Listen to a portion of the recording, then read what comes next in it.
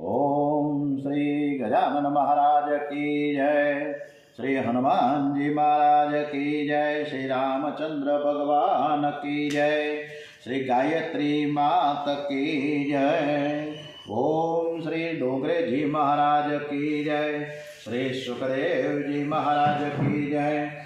ओम श्री व्यास नारायण भगवान की जय। श्री सोमनाथ महादेव की जय। भारत माता की जय। वंदे वेद मातरम। श्री रामचंद्र भगवान की जय। राम लक्ष्मण અને સીતાજીનું વનવાસ ગમન એ કથા તરફ આપણે આગળ વધીએ। આજની કથા આપણે રામચંદ્રજી ભગવાનને સરસ રીતે સંભળાવીએ, કૃષ્ણ પરમાત્માને સંભળાવીએ। સ્મિત હાસ્ય સાથે તેઓ ભગવાન દેવી દેવતાઓ કથા આપણી સાંભળે છે। આજે 21મી ડિસેમ્બર, ગઈકાલે એકમ હતી એટલે એકમની વૃદ્ધિ છે। પોષ સુદ એકમ ગઈકાલે પણ હતી, આજે પણ પોષ સુદ એકમ। આજે રવિવાર છે તો રવિ રાંદલ દે નમો નમઃ। રાંદલ માત કી જય। શ્રી રામ લક્ષ્મણ અને સીતા તાપસ વેશે વન તરફ પ્રયાણ કરે છે। દશરથ રાજા મૂર્છામાંથી જાગે છે, જાણ્યું કે રામ તો વનમાં ગયા, મારો રામ વનમાં ગયો, હજુ મારા પ્રાણ કેમ જતા નથી? અજહુ નિકસે પ્રાણ કઠોર, અજહુ ન નિકસે પ્રાણ કઠોર, મારા પ્રાણ હજી કેમ બચ્યા છે? સુમંતજીને કહે છે કે મારો સોનાનો રથ તમે લઈ જાઓ। રામને કહેજો કે ચાલતા વનમાં જશો નહીં, આ રથમાં બેસીને વનમાં જવા મારી આજ્ઞા છે। 2-4 દિવસ વનમાં ફેરવીને બધાને અયોધ્યામાં પાછા લઈ આવજો। રામ ન આવે તો સીતાને તો જરૂર લઈ આવજો। સુમંતજી રામ લક્ષ્મણ સીતાને રથમાં બેસાડી નગર બહાર નીકળ્યા। અયોધ્યાની પ્રજા બહુ દુઃખી થઈ, તેઓ પણ વનમાં જતા શ્રી રામની રથની પાછળ દોડવા લાગે છે। શ્રી રામે બધાને સમજાવ્યા પણ કોઈ માનતા જ ન હતા। લોકોએ કહ્યું કે જ્યાં રામ ત્યાં જ અયોધ્યા, અમે પણ રામજીની સાથે 14 વર્ષ સુધી વનવાસમાં રહીશું। બધા તમસા નદીના કિનારે આવ્યા। રાતવાસો ગાળવાનું નક્કી થયું। પ્રભુએ લીલા કરી તમસા નદીના કિનારે બધા જ સૂતેલા છે, ત્યારે યોગ માયાનું આવરણ થયું। બધા જ ગાઢ નિંદ્રામાં છે, ત્યારે ભૂલાવામાં નાખીને શ્રી રામ લક્ષ્મણ અને સીતાજી સુમંતજીના રથમાં બેસી ત્યાંથી પ્રયાણ કરી જાય છે। સવારે લોકો જાગ્યા, શ્રી રામને ન જોતા વિલાપ કરે છે અને અયોધ્યા પાછા ફરે છે। પ્રાતઃકાળમાં શૃંગવેરપુરમાં રથ આવી પહોંચે છે। શ્રી રામ ગંગાજીને પ્રણામ કરે છે। શૃંગવેરપુરમાં રાજાને ખબર પડી કે સીતારામ પધાર્યા છે। ગોક રાજા શ્રી રામને લેવા વનમાં જાય છે। તેઓ શ્રી રામને કહે છે કે રાજ્ય તમારું છે, ગામમાં પધારો। શ્રી રામ કહે કે મારે કોઈ ગામમાં 14 વર્ષ સુધી પ્રવેશ કરવાનો નથી, મારે વનમાં જ રહેવાનું છે। અહીં એક દિવસ વ્રત કરે છે, બીજે દિવસે ફળાહાર કરે છે। શ્રી રામ સુમંતજીને અયોધ્યા પાછા ફરવાનું જણાવી અને તે કહે છે કે પિતાજીને મારા પ્રણામ કહેજો। સુમંતજી કહે સીતાજીને મોકલો, સીતાજી આવશે તો દશરથજીને કાંઈક અવલંબન મળશે। સીતાજી કહે કે હું રઘુકુળની પુત્ર વધુ છું, હું મારો ધર્મ સમજું છું, જ્યાં મારા પતિ ત્યાં હું। સુમંતજી ત્યાંથી વિદાય થયા। શ્રી રામે ગોક રાજાને કહ્યું કે વડનું દૂધ મંગાવો। વડનું દૂધ મંગાવ્યું। રામજીના વાળ સુંદર હતા, તે દૂધથી વાળની જટા બનાવીને તપસ્વી થયા। રામ લક્ષ્મણ સીતાને ગંગા પાર જવું છે, બધા જ ગંગા કિનારે આવ્યા છે। સામે કિનારે જવું છે ત્યાં એક કેવટ હતો। લક્ષ્મણજી એને બોલાવે છે, કહે છે કે અમને સામે પાર તું લઈ જઈશ ને? કેવટ નાવડીમાંથી કહે કે હું તમારી બધા જ મર્મ જાણું છું, લઈ જાઓ, મને વાંધો નથી। લક્ષ્મણજી પૂછે છે કે ભાઈ તું શું મર્મ જાણો છો? કેવટ કહે છે કે શ્રી રામના ચરણોમાં એવી શક્તિ છે કે તેમની ચરણ રજના સ્પર્શથી પથ્થર ઋષિ પત્ની બની ગઈ, ત્યારે મારી નાવડી તો લાકડાની છે।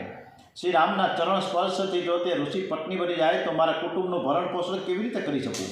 તમને મારી નાવડીમાં બેસવાની જરૂર હોય તો મને શ્રી રામના ચરણ પખાડવા દો, હું મારા હાથે શ્રી રામના ચરણ પખાડું અને એ પછી તમને હું નાવડીમાં બેસવા દઉં। કેવટના પ્રેમભર્યા વચનો સાંભળી શ્રી રામ પસંદ થયા। શ્રી રામે તેને બોલાવ્યો। કેવટ લાકડાની કથરોટ લઈને આવે છે। શ્રી રામ મનોમન વિચાર કરે કે એ 2 ચરણોના માલિક તો 2 તરફ ઊભા છે, આ ત્રીજો જાગ્યો। શ્રી રામના નિર્ણય હતો કે વામ ચરણની સેવા સીતાજી કરશે, દક્ષિણ ચરણની સેવા લક્ષ્મણજી કરશે।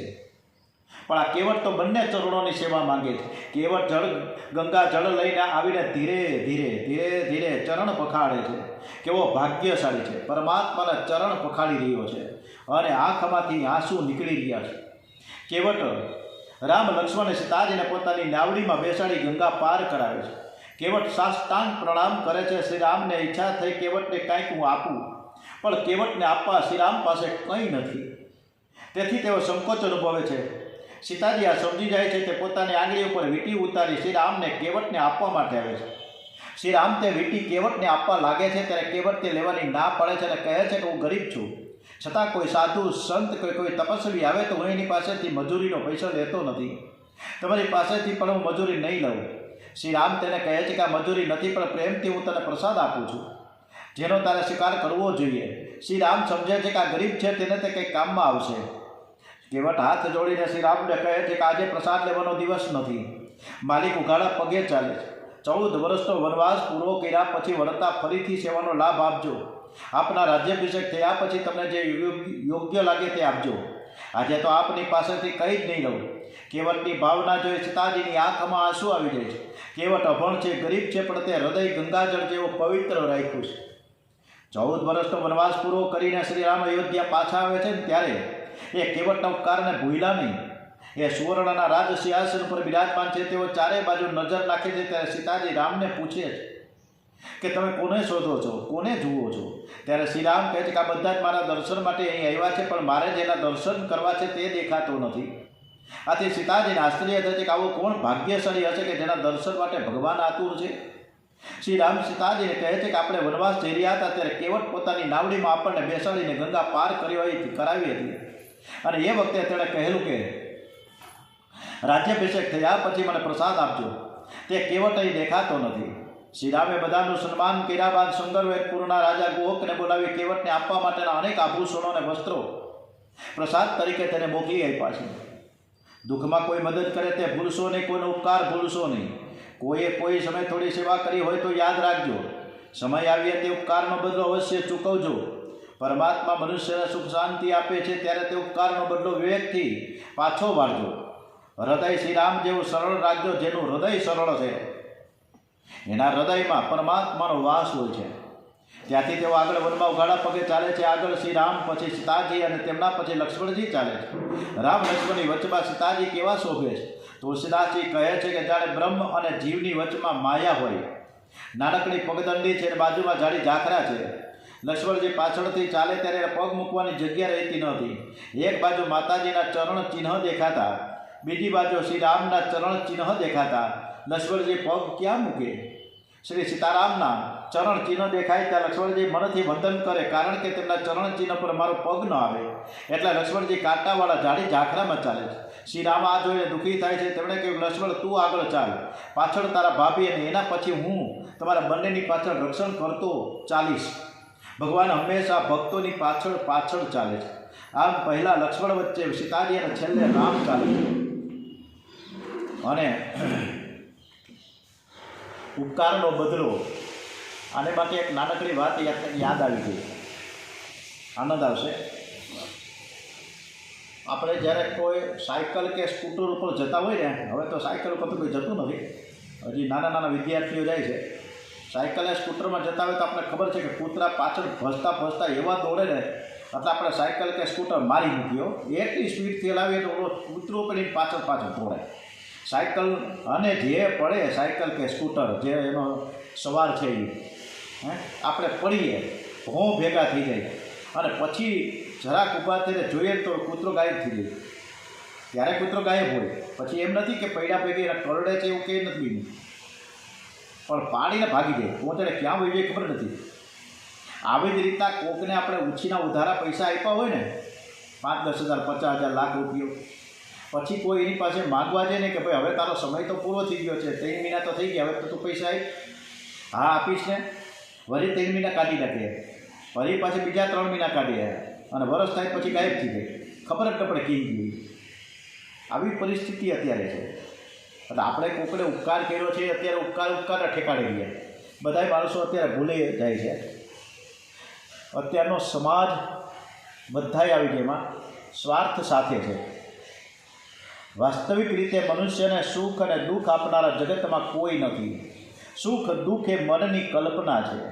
સુખ દુઃખ એ કર્મનું કારણ છે. હંમેશા મનને સમજાવતા રહો કે તને જે સુખ અને દુઃખ થાય છે તે તારા કર્મનું ફળ છે. શ્રી રામ તો પરમાનંદ સ્વરૂપ છે. શ્રી રામનું સ્મરણ કરે તેને દુઃખ થાય નહીં. રામ કર્મથી પર છે, છતાં જગતને બતાવે છે કે હું કર્મના બંધનમાં છું. કૈકેયીએ શ્રી રામને વનવાસ આપ્યો છે, આથી કૌશલ્યને ઘણું દુઃખ થયું. ત્યારે શ્રી રામ માતાજીને કહે કે આ મારા કર્મનું ફળ છે. પૂર્વ જન્મમાં મેં કૈકેયીને દુઃખ આપ્યું હતું તેનું આ ફળ છે. મેં પરશુરામ અવતારમાં જે કર્યું હતું તે રામ અવતારમાં ભોગવવાનો વારો આવ્યો. પૂર્વ જન્મમાં કૈકેયી રણુકા હતી. તે જમદગ્નિની પત્ની હતી અને પરશુરામની માતા હતી.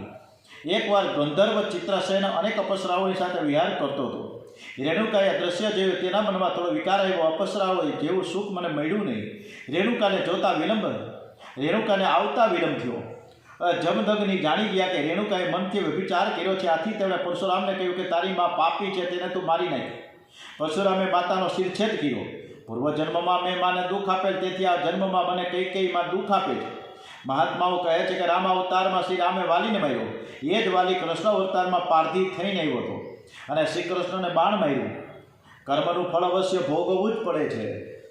જ્યારે ભગવાનને ભોગવવું પડે તો આપણે તો કઈ વિષાદમાં, આપણે ભોગવવું તો પડે જ ને. અને ભોગવવા માટે તૈયારી રાખવી જ પડે. કારણ કે કેટલા બધા આપણે સાચા ખોટા ઘણા કામ કરીએ છીએ, આપણને ખબર નથી. સાચા કામ કરીએ ને, સારા કામ કરીએ, સત્કાર્ય કરીએ, પુણ્ય કરીએ તો બધું યાદ જ હોય. 10 વર્ષ પહેલાંનું કહે કે હું આ વીરપુર ગયો હતો અને ત્યાં મેં 11 રૂપિયા થઈ ગયા હતા, આવું યાદ હોય. પણ ખોટું ખરાબ કામ થયું હોય, ગાળું આપ્યું હોય તો યાદ નથી હોતું. રાતભર કુવક અને લક્ષ્મણજી વચ્ચે સત્સંગ થયો. પ્રાતઃકાળે ઉઠીને સ્નાન કરી શિવ પૂજન કરે છે. જીવનમાં કંઈક નિયમ રાખો. જેના જીવનમાં નિયમ નથી તે પશુ કરતાં પણ અધમ છે. શ્રી રામ જગતને આદર્શ બતાવે છે કે હું ઈશ્વર છું, છતાં શિવ પૂજન કરું છું. ગોકને ઘેર જવા કહ્યું છે, ગોક જવાની ના પાડે છે. આથી શ્રી રામ કહે છે કે સારું, ચિત્રકૂટમાં ગયા પછી તમે ઘેર જજો. રામ લક્ષ્મણ સીતા ગોકનું પ્રયાણ આગળ ચાલે છે.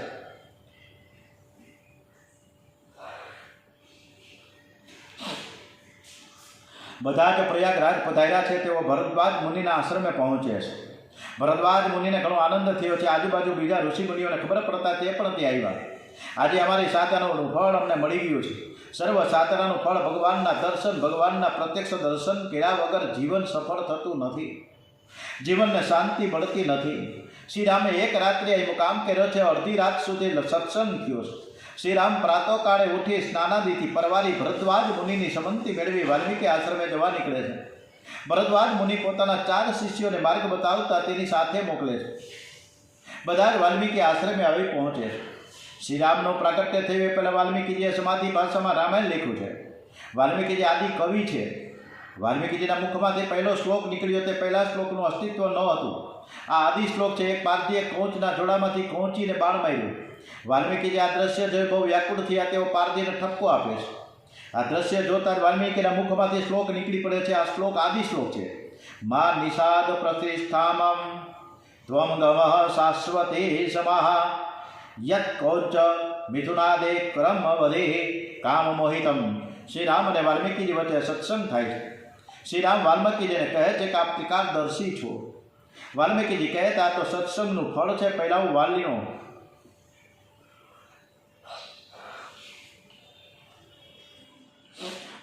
વાલીઓ ભીડ હતો. હું જંગલમાં લૂંટફાટનો ધંધો કરતો હતો. આ બધું હું કુટુંબના ભરણ પોષણ માટે કરતો હતો.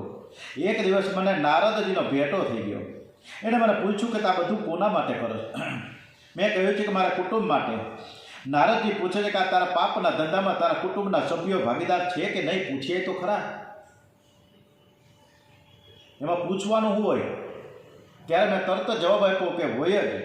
એ બધા ભાગીદાર હોય જ ને, કેમ ના હોય? નારદજી કે જા, એમ ન હાલે. તું પહેલાં ઘરે જઈને બધાને કે પૂછ. તારી પત્નીને પૂછ, છોકરાઓને પૂછ, છોકરીઓને પૂછ, બધાને પૂછ કે મારા લૂંટફાટનો જે ધંધો કરું છું, ચોરી અત્યાચાર કરું છું, એ પાપોના જે ભાગીદાર છે તમે છો કે નહીં? પૂછીએ તો ખરા. પરંતુ બધાએ પૂછવા તો ગયો. બધાએ એક પછી એક બધાએ ના પાડી દીધી. એ વાત નહીં. એ તો જેણે પાપ કામ કર્યું હોય એને ફળ ભોગવવું પડે. અત્યારે કાંઈ પણ ખોટા કામ થયા છે. ઘણા બધા અધિકારીઓ, ઘણા બધા વેપારીઓ, ઘણા બધા જેલમાં છે. જેણે કર્યું છે એ જાય. ફેમિલી તો પછી ઘરે રહે ને. પછી એની પરિસ્થિતિ શું થાય એ આપણે જોયું છે. આપણે કોઈને નામ નથી આપવાના, પણ આવી પરિસ્થિતિ થાય છે. હું જે લૂંટફાટનો પાપનો ધંધો કરું છું તેમાં તમે બધા ભાગીદાર છો? બધાએ જવાબ આપ્યો, પાપ કરે તે ભોગવે, અમે શાના ભાગીદાર? અને આ સાંભળીને મારી આંખ ઉઘડી ગઈ, મારો મોહ નાશ પામ્યો, મને મારી જાત ઉપર ધીરકાર છૂટ્યો. હું ફરીથી નારદજી પાસે આવ્યો, નારદજીને બધી વાત કરી, મારો આમાંથી છુટકારો થયો, કાંઈ ઉપાય બતાવો. એણે મને રામ નામનો મંત્ર આપ્યો છે. મારા પાપીના મુખમાંથી રામ રામના બદલે મરા શબ્દ નીકળવા લાગ્યો, છતાં પરમાત્માએ મારા ઉપર કૃપા કરીને મારો ઉદ્ધાર કર્યો. આપ જેના પર કૃપા કરો છો તેના સ્વરૂપનું જ્ઞાન કરાવી દે છો, તે જ આપણને જાણી શકે છે.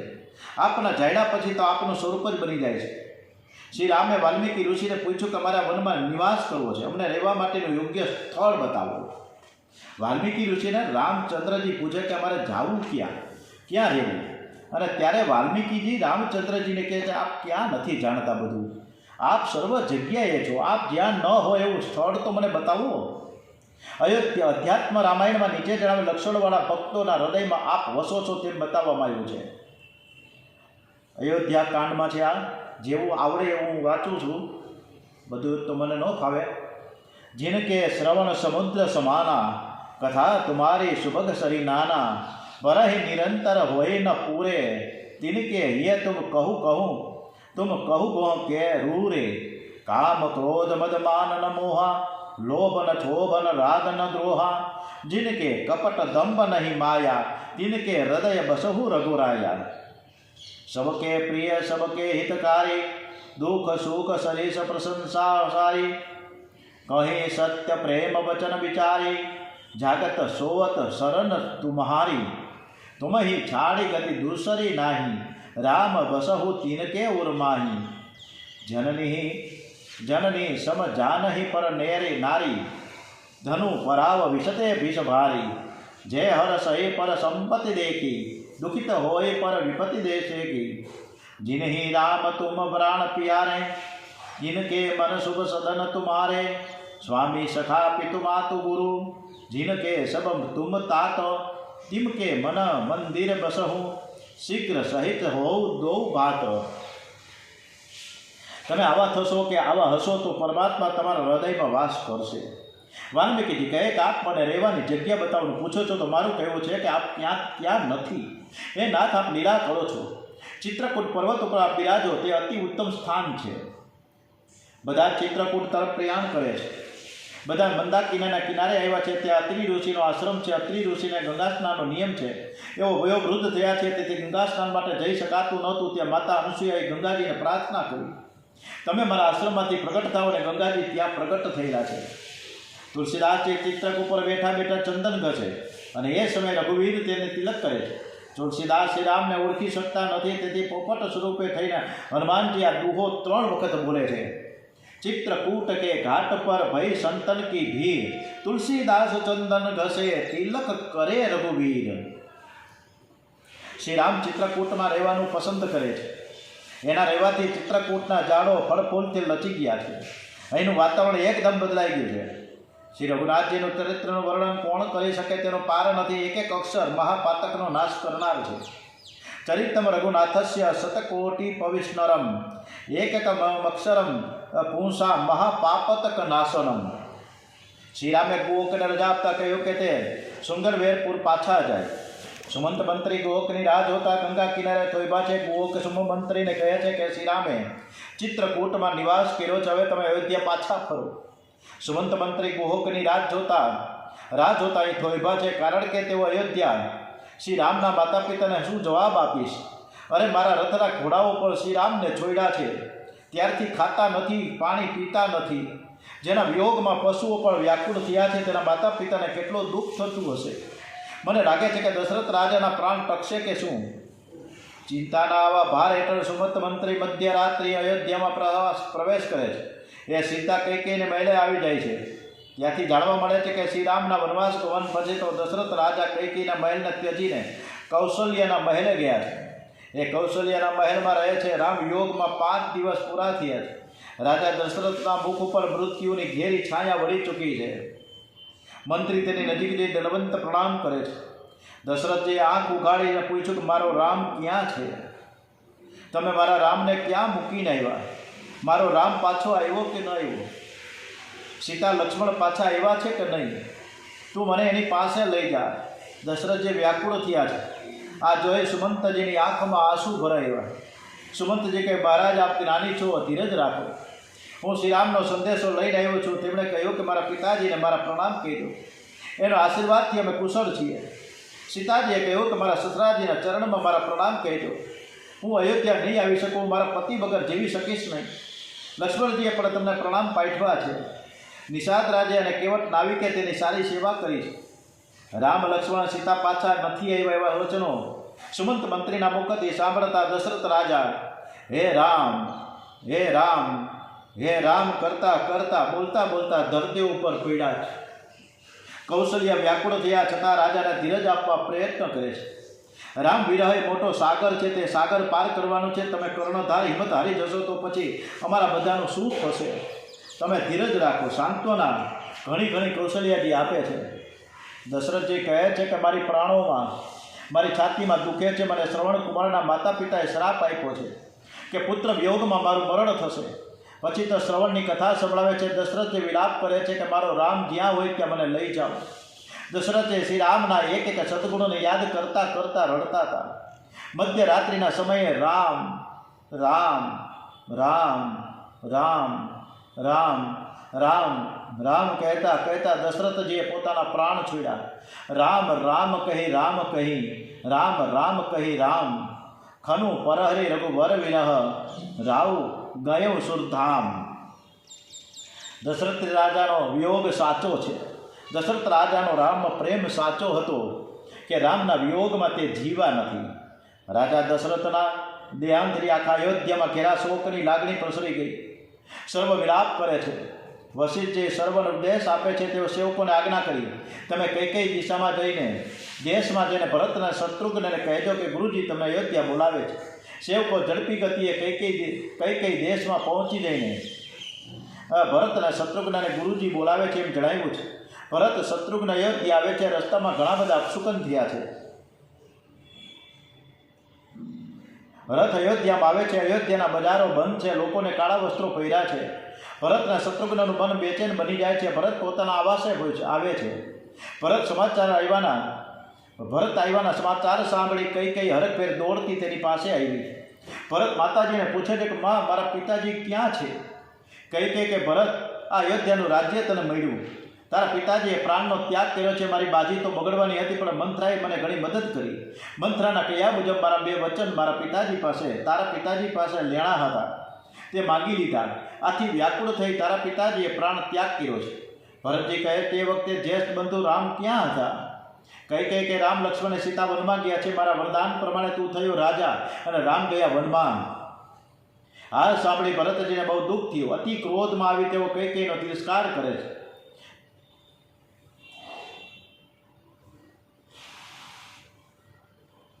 અરે મારા રામને તે વનવાસ આપ્યો. આવું વરદાન માંગતા તારી જીભ કપાઈ કેમ ન ગઈ? તારા મોંમાં કીડા કેમ ન પડ્યા? હાલ સમય મંથરા શાબાશીની અપેક્ષાએ બાજુમાં ઊભી હતી. ભરતજીની સાથે શત્રુઘ્ન પણ છે. શત્રુઘ્નની નજર મંથરા ઉપર પડી અને તેણે મંથરાને એક લાત મારી દીધી. ભરત અને શત્રુઘ્ન તરત કૌશલ્ય માતા પાસે આવ્યા છે. કૌશલ્ય માતાનું સ્વરૂપ જોયું જતું નથી. ભરતને એકદમ મૂર્છા આવી ગઈ. ભાનમાં આવતા તે વારંવાર રામ ક્યાં છે, રામ ક્યાં છે કહેવા લાગ્યો. સર્વ અનર્થનું મૂળ હું જ છું. મારા લીધે જ રામને વનવાસ જવો પડ્યો. જગતમાં પાપી ભરતનો જન્મ ન થયો તો સારું હોત. આનામાં બધો જ દોષ મારો જ છે. મને આ બાબતની કંઈ જ ખબર નથી. જો મારી સંમતિ હોય તો મારા માતા પિતાની હત્યાનું પાપ મને લાગે. કૌશલ્ય કહે, બેટા ધીરજ ધર, શોકનો ત્યાગ કર. રામ તો હસતા હસતા વનમાં ગયા છે. તારા પિતાએ પ્રાણ ત્યાગ કર્યો. મારું જ નસીબ રૂઠ્યું છે. આ અનર્થનું મૂળ હું જ છું. હજુ મારા પ્રાણ જતા કેમ નથી? પ્રાતઃકાળે સરયુ નદીના કિનારે દશરથજીના દેહનો અગ્નિ સંસ્કાર ભરતજી કરે છે. માતા કૌશલ્ય અને સુમિત્રા સતી થવા ઈચ્છે છે. ભરત તેમને તેમ કરતા અટકાવે છે. 15 દિવસ થયા પછી મોટી શોક સભા રાખવામાં આવી. એમાં વશિષ્ઠ આદિ ઋષિઓ પધાર્યા છે. શરૂઆતમાં વશિષ્ઠજી બોલે છે. તેમણે દશરથ રાજાના ખૂબ વખાણ કર્યા અને પછી શ્રી રામના ગુણોનું વર્ણન કર્યું છે. પિતાની આજ્ઞા માથે ચડાવી રામ વનમાં ગયા છે અને દશરથ રાજાનો સ્વર્ગવાસ થયો છે. આવતીકાલે અમે ભરતને રાજા બનાવીશું. ભરત રાજા થવાની સ્પષ્ટ ના પાડી દીધી છે. એને ઘણું સમજાવવામાં આવ્યા છતાં તેની નાની હાથ હતી નથી. અધિકારીઓ સમજાવે છે કે રાજપુત્ર થવાની રાજા થવાની ના પાડે તે કેમ ચાલે? રાજા દશરથનો આલોક અને પરલોક સુધરી ગયો. તેમનો શોક ન કરવો. શોક કરવો હોય તો બ્રાહ્મણ શરીર મળ્યું છતાં વેદને જાણતો નથી. તે પોતાના ધર્મ પ્રમાણે છોડી વિષય ભોગમાં લીન રહે છે. વૈશ્ય હોવા છતાં દાન કરતો નથી. તે અતિથિ સત્કાર કે ભક્તિ કરતો નથી. પત્ની હોવા છતાં પતિને છેતરે છે. જે કુટીર, કંકાસણી અને સ્વચ્છંદી છે તેનો શોક કરો. મોહ વશ થઈ કર્મ માર્ગનો ત્યાગ કરે છે તે ગૃહસ્થનો શોક કરો. જે સમય અને સંપત્તિનો દુરુપયોગ કરે છે, માત્ર શરીરની સંભાળમાં સમજે છે, તે ભક્તિ કરતો નથી. તેથી સૌથી વધારે એનો શોક કરો. રાજા દશરથ માટે શોક કરવાની જરૂર નથી. માટે ભરતકુમાર તમે ગાદી ઉપર બિરાજો.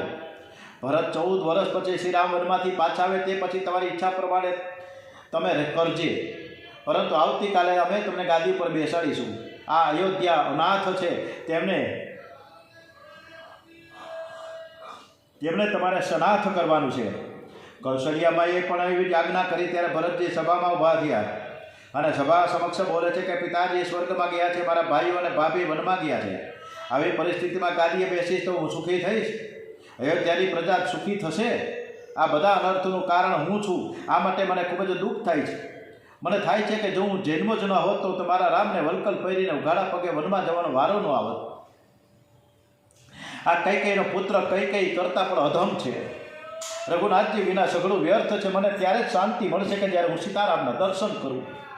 હું આવતીકાલે શ્રી રામને મળવા જવાનો છું. હું શ્રી રામ પાસે જઈને મારા પાપની માફી માંગીશ. એમને હું પાછા અયોધ્યા લાવીશ. અયોધ્યાના માલિક રામ છે, હું તો તેમનો સેવક છું. આમ બોલતા બોલતા ભરતજીની આંખોમાંથી આંસુ નીકળી ગયા. ભરતજી શ્રી રામના દર્શને જવાના છે. આ સાંભળી બધાને આનંદ થયો. બધા જ કહે છે કે તમે રામને મળવા જશો તો અમે પણ તમારી સાથે આવીશું. દરબાર પૂરો થયો. બધા વિખરાઈ ગયા. શ્રી રામના દર્શને જવાની તૈયારી થવા લાગી. બધા જ પ્રાતઃકાળની રાહ જોવા લાગ્યા. ક્યારે પ્રાતઃકાળ થાય ને ક્યારે અમે શ્રી રામના દર્શન કરવા જઈએ. પ્રાતઃકાળ થતાં રાજમહેલ આગળ ભીડ થવા લાગી. ભરતજીએ હુકમ કર્યો, જેને શ્રી રામના દર્શન કરવા માટે આવવાની ઈચ્છા હોય તે બધા જ ભલે આવે. વશિષ્ઠ ઋષિ પણ અરુધંતીની સાથે ત્યાં આવ્યા છે. કૈકેયીનો કલી ઉતરી ગયો છે. એમણે ઘણો પસ્તાવો અને દુઃખ થયો છે. તે પણ રામના દર્શન કરવા તૈયાર થયા છે.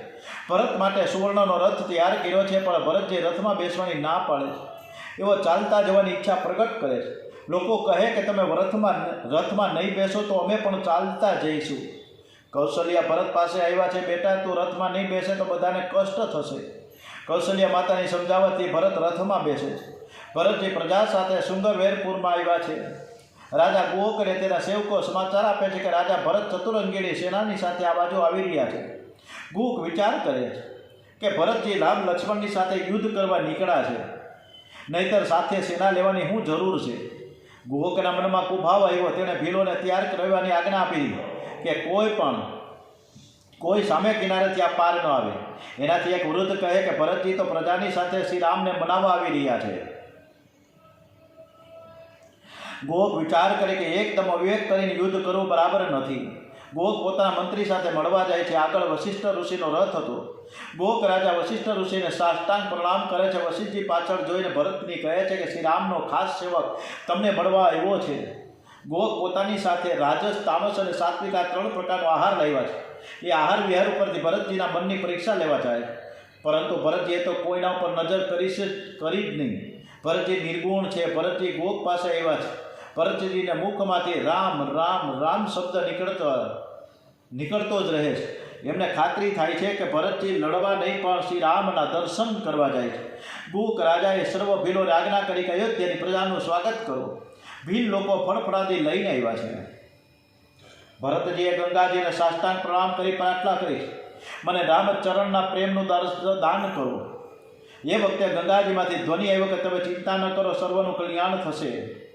શ્રી રામે અશોકના જે ઝાડ નીચે મુકામ કરેલું તે સ્થળે ગોક ભરતને લઈને જાય છે. ભરતજી તે ઝાડને વંદન કરે છે. ત્યાં દર્ભની પથારી જોઈને ભરતજીનો હૃદય ભરાયું.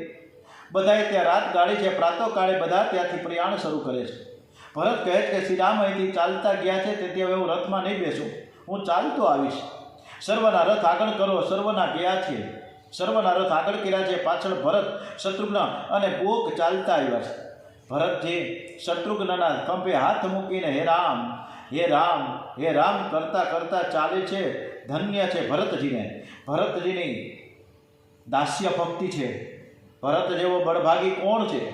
ભરતજીને રામજી હંમેશા યાદ કરે છે. જગ જપો રામ રામ જપો જેહી. જીવ ઈશ્વરને યાદ કરે તે સ્વાભાવિક છે, પણ ઈશ્વર જે જીવને યાદ કરે છે એની ભક્તિ સાચી છે.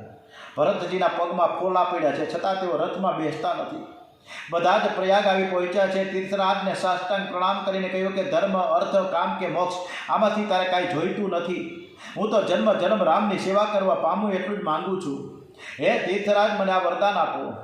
લોકોએ ભરદ્વાજ મુનિના આશ્રમમાં જવા કહ્યું. ભરત કહે છે કે હું સંતોની પાસે શું મોઢું લઈને જાઉં. એમણે ભરદ્વાજ મુનિના આશ્રમે જતા વિચાર કર્યો છે, છતાં પણ ભરદ્વાજ મુનિના આશ્રમે જાય છે. ભરદ્વાજ મુનિએ બધાનું ભવ્ય સ્વાગત કર્યું. જે શ્રી રામના દર્શન કરવા જાય તેનું સરસ સ્વાગત થાય, એમાં શું આશ્ચર્ય છે. રાત્રે ભરદ્વાજ મુનિ ભરતજીના પ્રેમની પરીક્ષા કરવા નીકળ્યા છે. તેઓ જ્યાં ભરતજી સુતેલા ત્યાં આવીને જુએ છે તો ભરતજી એક દર્ભના આસન ઉપર બેસી દ્રષ્ટિ નાસિકા પર સ્થિર કરી સીતારામનો જપ કરે છે.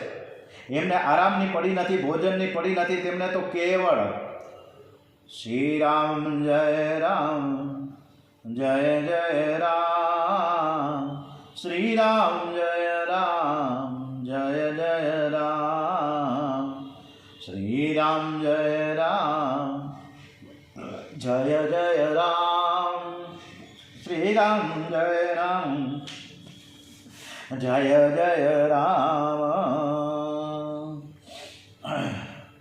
ભરતજી અને બધા ત્યાંથી આગળ પ્રયાણ કરે છે. 10 દિવસે તેઓ ચિત્રકૂટની તળેટીમાં આવી પહોંચ્યા. ત્યાં રાતવાસો ગાળે છે. આ બાજુ સીતાજીને સપના આવ્યું કે ભરતજી આપણને મળવા આવે છે. સાથે અયોધ્યાની પ્રજા છે, પણ સાસુજીનો વેશ અમંગલ હતો. શ્રી રામ કહે છે કે આ સપનું સારું નથી, કંઈક દુઃખની વાત સાંભળવી પડશે. પ્રાતઃકાળ થતાં ભરતજી વશિષ્ઠજીની મંજૂરી લઈને શ્રી રામને મળવા ચિત્રકૂટ પર્વત ઉપર ચાલી નીકળે છે. ભરતજીનું મન શંકા કુશંકામાં ફસાયેલું છે. તે વિચાર કરે છે કે મારા મોટાભાઈ આવું કરે નહીં, મને જરૂર અપનાવશે. ભાભી મને મળવા રામને ના કહે, ભાભી મને મળવાની રામને ના તો નહીં કહે ને. નાના સીતાજીના હૃદયમાં રામ બિરાજમાન છે તેવું નહીં કરે. સીતારામ બોલતા બોલતા ભરતજી આગળ આગળ ચાલ્યા જાય. ચિત્રકૂટ પર્વત ઉપર ભીલ લોકો ભરતજીને માહિતી મેળવી શ્રી રામ પાસે આવ્યા છે. ભરત નામનો રાજા પોતાની સેનાની સાથે આપને મળવા અહીં આવી રહ્યા છે. આ સાંભળી શ્રી રામ વિચારમાં પડે છે કે લક્ષ્મણના મનમાં કુભાવ આવ્યો. એ કહે છે કે ભરતને શ્રી રામને મળવું હોય તો સેનાની સાથે કેમ અહીં આવ્યા? હું જાણું છું કે ભરત સાધુ છે, પણ રાજ્ય મળ્યા પછી તેની બુદ્ધિ બગડેલી હશે અને તેથી પોતાના રાજ્યને નિષ્કટન કરવા માટે અહીં આવી રહ્યો છે. સત્તા મળે એટલે મનુષ્ય પાગલ બની જાય છે, અને આવા વિચાર માત્રથી પણ ભરત અહીં સુધી આખી સેનાને લઈને આવ્યો છે. લક્ષ્મણજીને ક્રોધ આવ્યો. શ્રીરામે તેને શાંત પાડીને કહે છે કે ભરતને બ્રહ્મલોકનું રાજ્ય મળે તો પણ તેને મદ થાય એમ નથી. આ જગતમાં ભરત જેવો ભાઈ મળવો દુર્લભ છે. બોલીએ શ્રી ભરત મહારાજ કી જય. ઓમ શ્રી કૃષ્ણ કનૈયા લાલ કી જય. ઓમ શ્રી ડોંગરેજી મહારાજ કી જય. ઓમ શ્રી સુખદેવજી મહારાજ કી જય. દ્વારિકાધીશ કી જય. શ્રી સોમનાથ મહાદેવ કી જય. ભારત માતા કી જય. વંદે વેદ માતરમ. ઓમ નમો ભગવતે વાસુદેવાય. શ્રી ભાગવત ભગવાનજી મહારાજ કી જય. ઓમ નમઃ પાર્વતી પતય. હર હર હર હર હર હર હર મહાદેવ હર.